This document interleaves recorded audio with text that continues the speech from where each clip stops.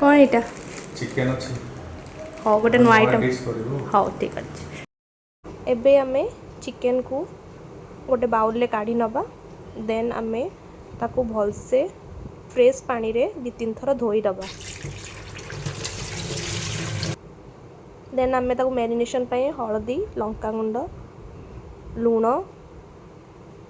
And टिके refine oil देकी ताकू भलसे marinate करदबा and ताकू 30 मिनिट्स पे छाड़ी दबा। देन एबे पियाज काटिकी मसला प्रस्तुति करवा। पियाज स्लाइसेस ही कटा हेची और पियाज रसुण एंड अदार पेस्ट हेची स्मूथ पेस्ट। देन आमे गोटे तावा रे काजू लंका सुखिला लंका को भाजी नबा।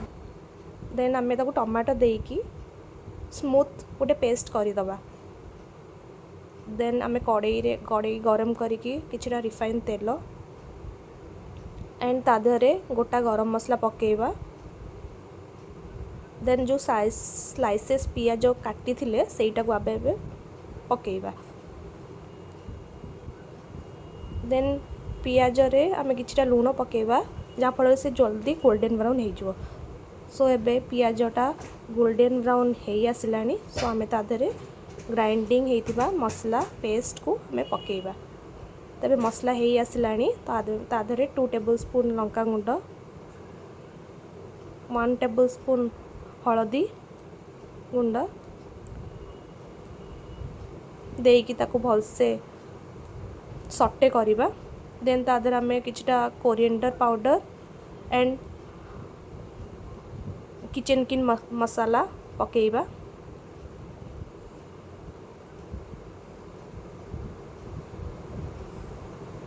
एबे मसलाटा हो आसलान। सो आमे एबे चिकेन मैरिनेट हेतिबा चिकेन को पकेबा। पकेकी ताको किछि समय पे सटे करिबा।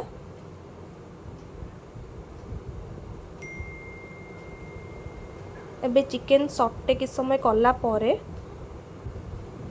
आमे एबे जो काजू सुखिला लंकार जो पेस्टा थिला एबे ताको पकेबा।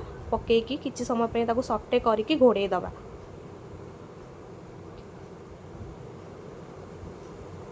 एबे आमे सेथिरे गरम मसला चिकेन मसला पकेबा।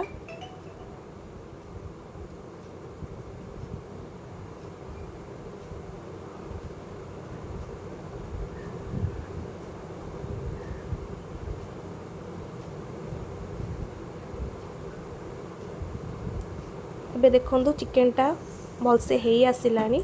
सो सेथिरे कस्तूरी मेथी स्प्रिंकल करी पकेबा।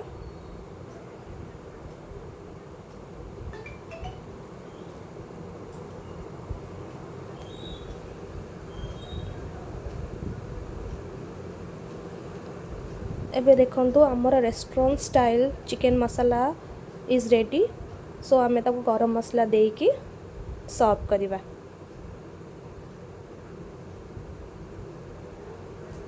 आगु को नुआ नुआ रेसिपी आसीबो। So thanks for watching.